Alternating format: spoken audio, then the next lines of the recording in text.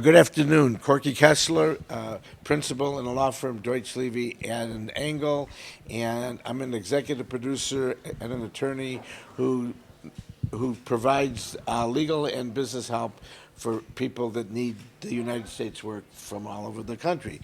This is a panel on the incentives, which I'll talk about the United States incentives very, very briefly, and then we talk about international filmmaking and how it's sort of different than the United States and what the various intricacies.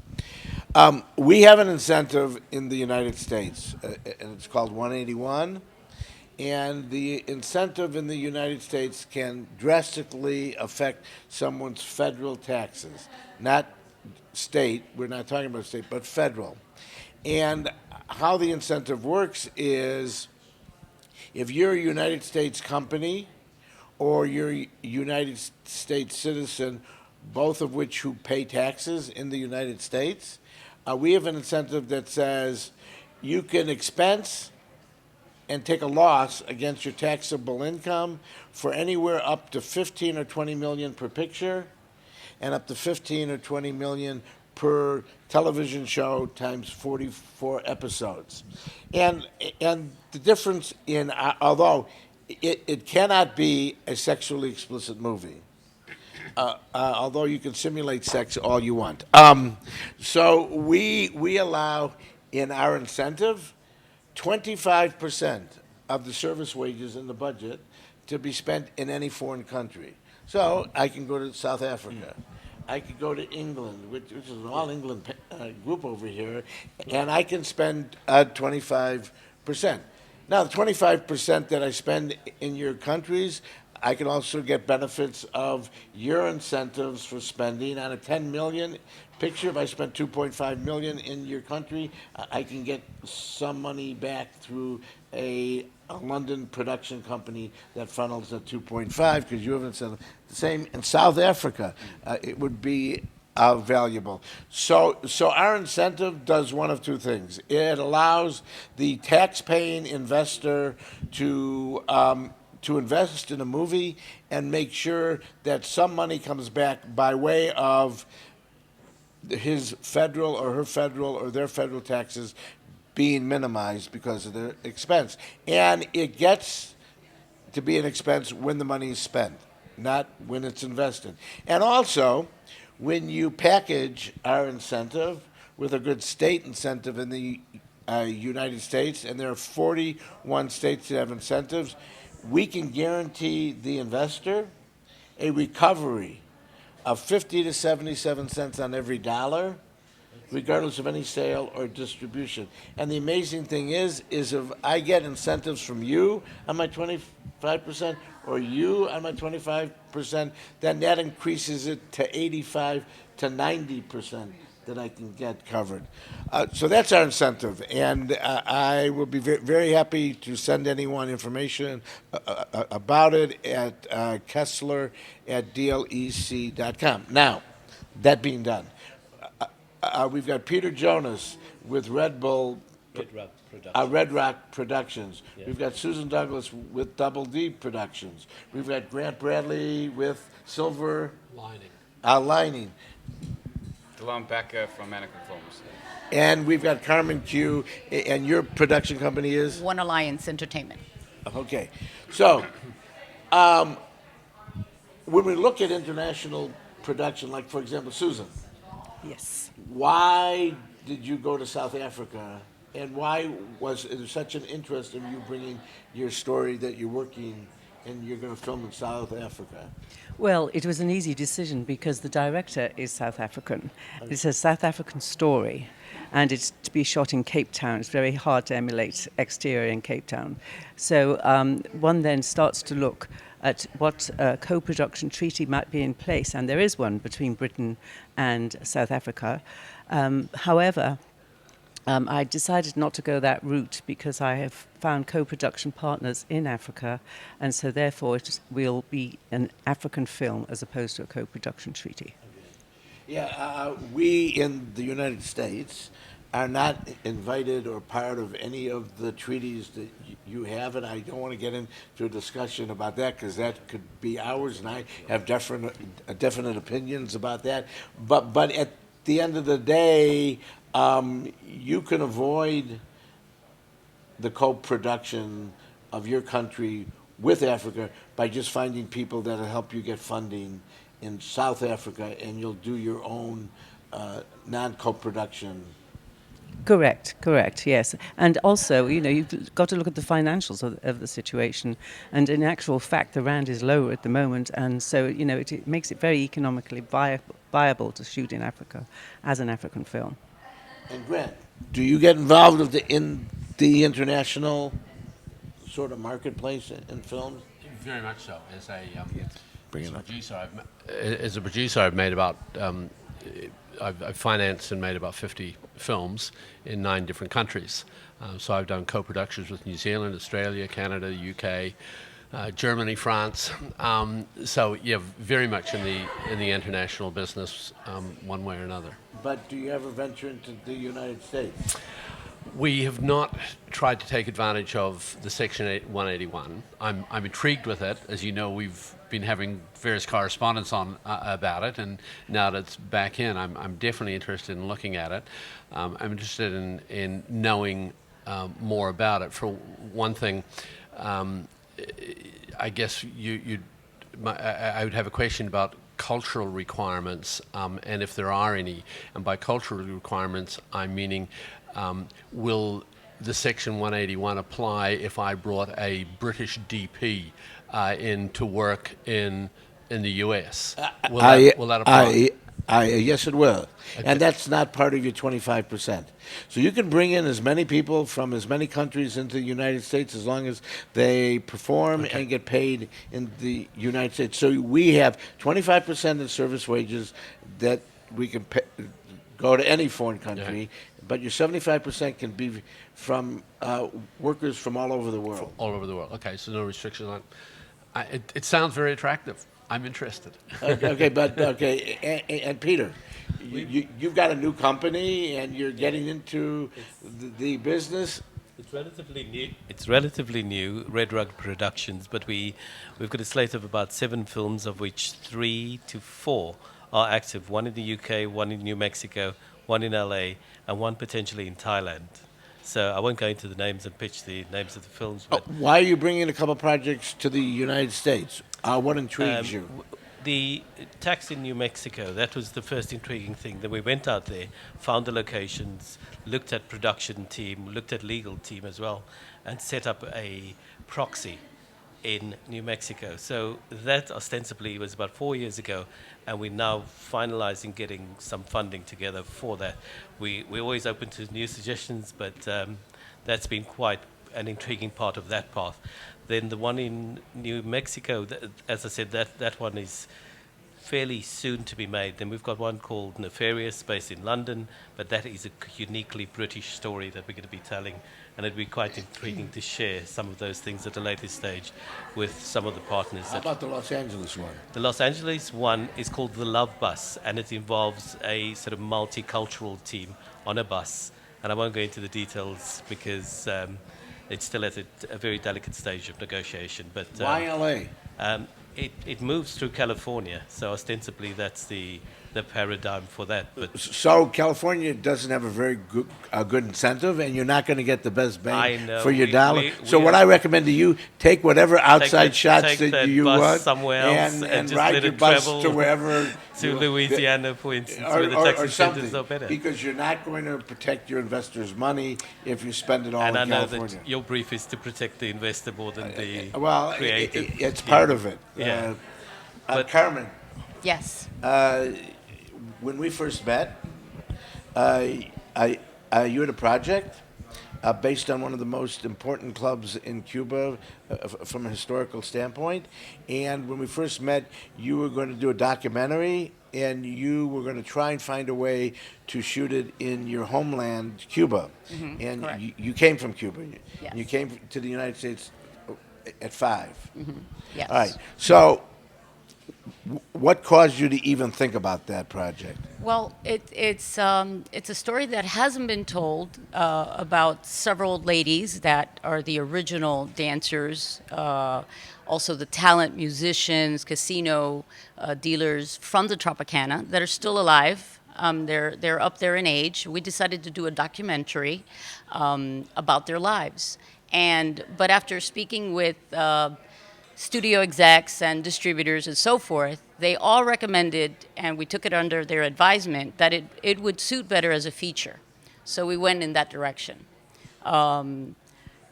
We picked Cuba, obviously, because it is set in Cuba, 1956. It is a feature drama now. And the only hiccups that we ran into as far as filming in Cuba is that they do require you to submit a script, and they have very stringent governmental policies.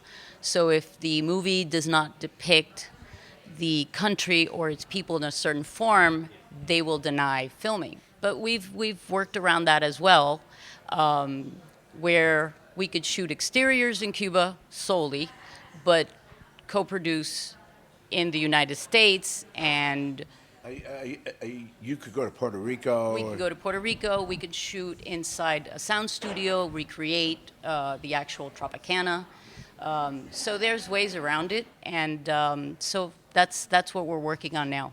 Yeah, for those of you who haven't been to Cuba, I had the pleasure of going there last December. And that's before I went, when I met Carmen in Miami, and I went to the Tropicana Club.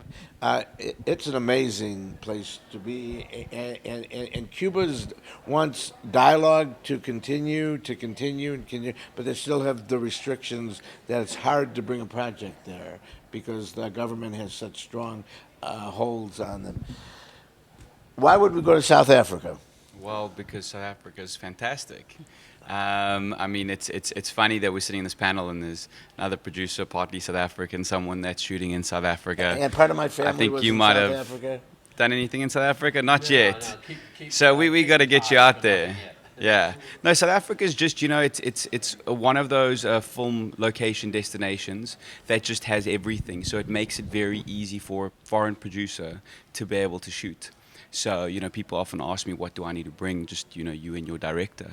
And everything else is available, It's not like going to other location destinations which don't have that infrastructure, that know-how, the incentives.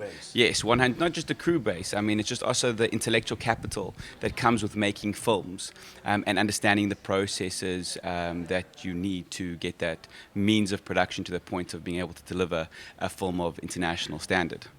Okay, so does it intrigue you at all, or does it interest you at all, that in our incentive we can go to South Africa and spend 25% of the budget in South Africa?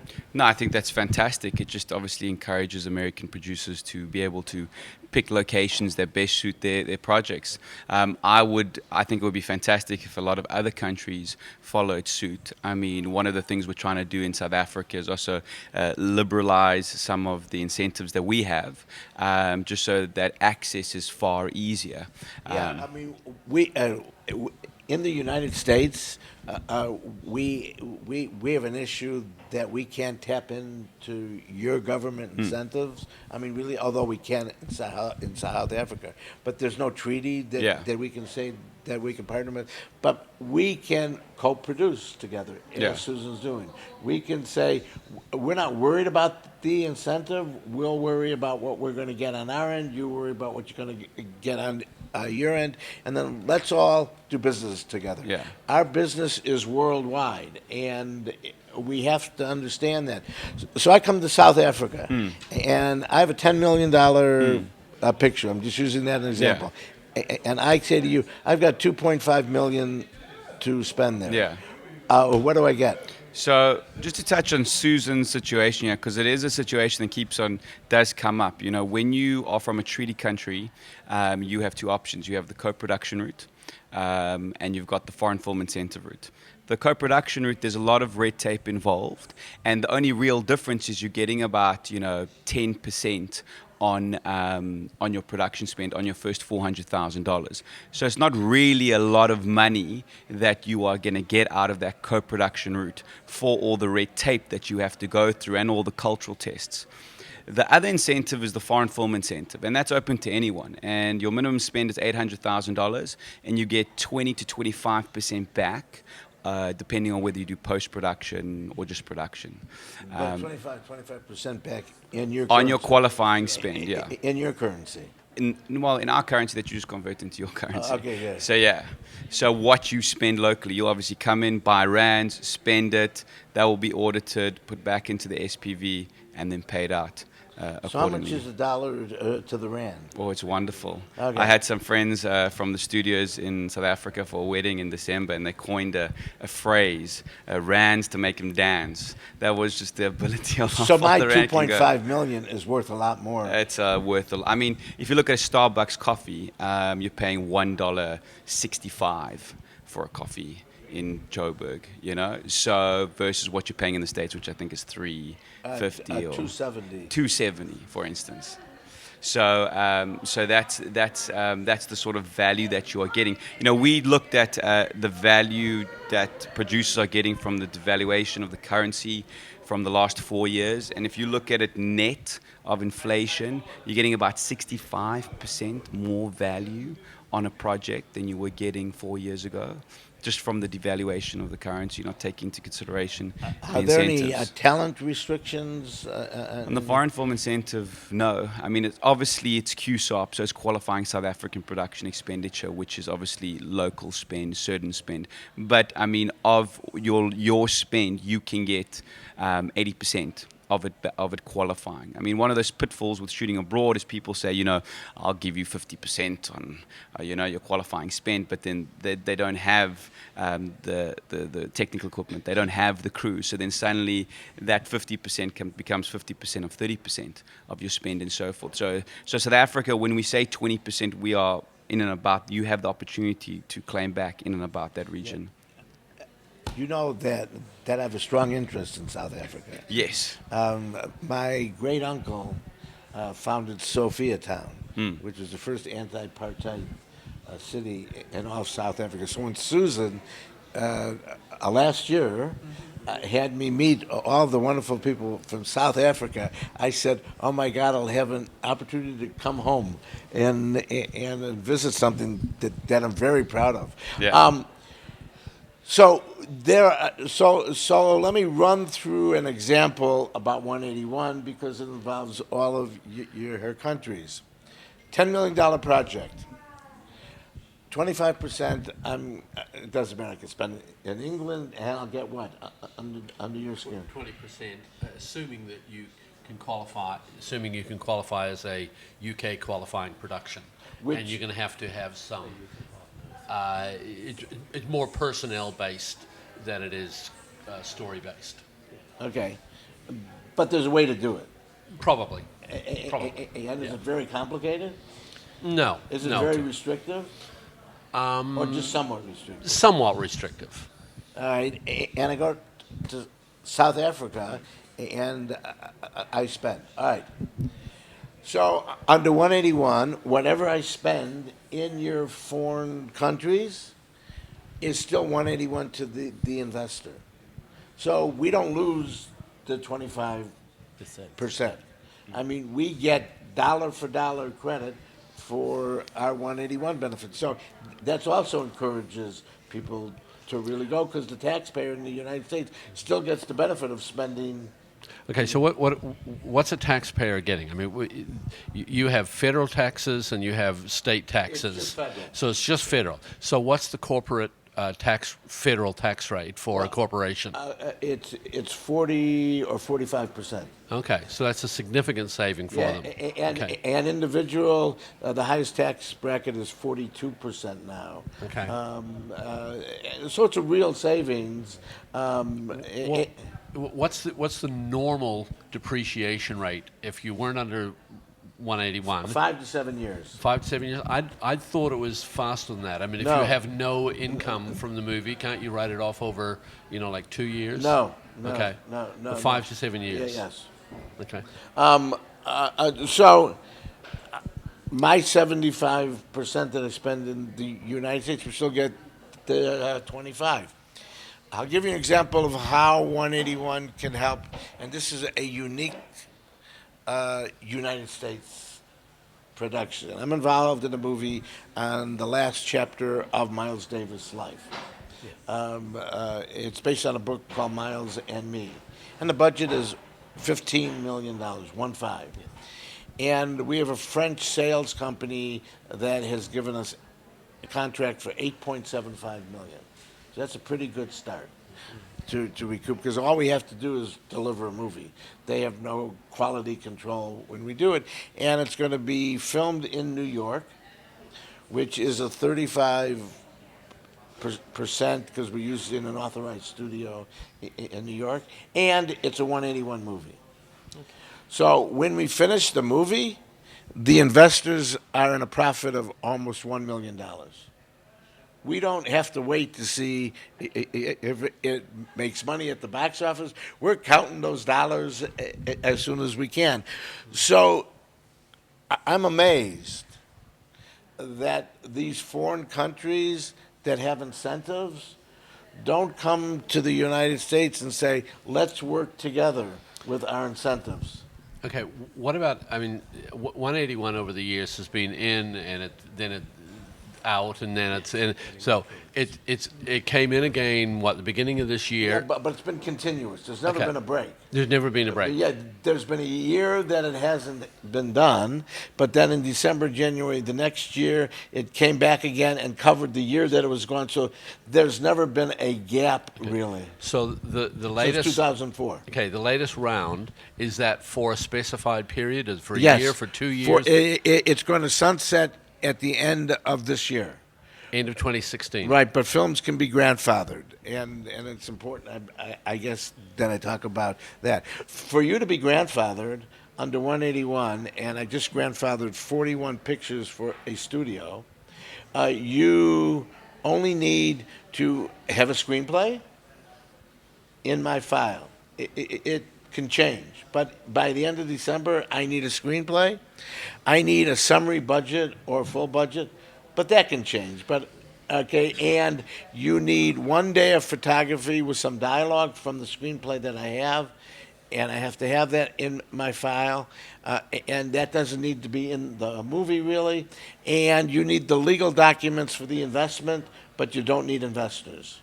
So all those movies can be grandfathered by just following that criteria by the end of this year. So people will tell me, like you just said, well, it's probably going to come back. What's the urgency in us doing it, since it's always come back at some point in time? Well, you never know. It's like an insurance policy. It may not come back. There have been 2 years from 2008 to now where there's been whole years that there was none. And then there was the greatest holiday gift to the filmmakers at the end of the year, said, oh my God, now I got 181 back. So we all have to just get together. I mean, whether we have state incentives that we get together on to partner with what you do, or we have a federal incentive, we all have to get together. We have to say to England, you're our greatest ally. Why don't you be our greatest ally in the film industry, and let's work together. We got to say to South Africa the same thing. We've got incentives. Let's share them. And we got to say to people like Carmen, who came from Cuba when she was 5, let's open up Cuba and let us make her film, The Tropicana Club, where it was and should be filmed on the streets of Havana. So are there final comments that you have?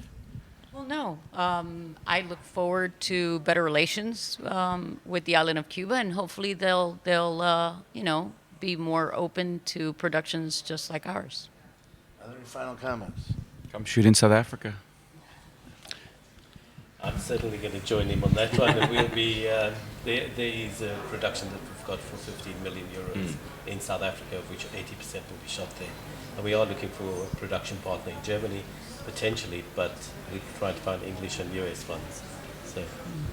Maybe the government should look at it, because a lot of US companies are now coming to Britain to get the tax rebate and shoot in England. The studios all around London are packed out. We don't have enough space anymore because so many Americans are coming in. So maybe the government needs to kind of look at that a little more. I've got a final question. Yeah. Is there a minimum threshold for 181? No, it could be a $100 movie. Okay. Is there A maximum? a practical level? You know, what are the legal costs in putting it together? Well, look, it's hard for you to spend the legal costs to put it together when you have $100 movie. Yeah, exactly. Okay, so okay, so okay, what's kind of a practical threshold? $500,000, $1 million? Yeah, 10 I'd million? say if you've got anything in the $250,000 range or more, it makes good sense to grandfather it. The average budget of a movie that I grandfather is one that is bondable, and you can't bond a movie in the United States for under 1.5 million. Right. So thresholds are thresholds. I don't like to get involved in a movie that's not bondable, only because I can't guarantee to the investors that they'll have a completion.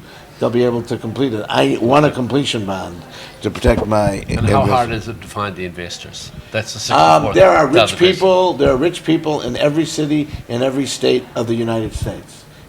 I wouldn't go to California, though.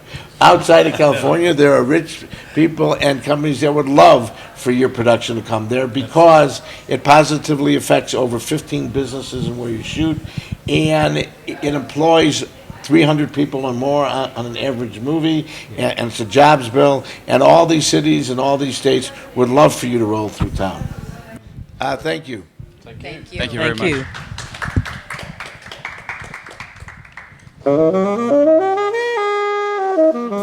you.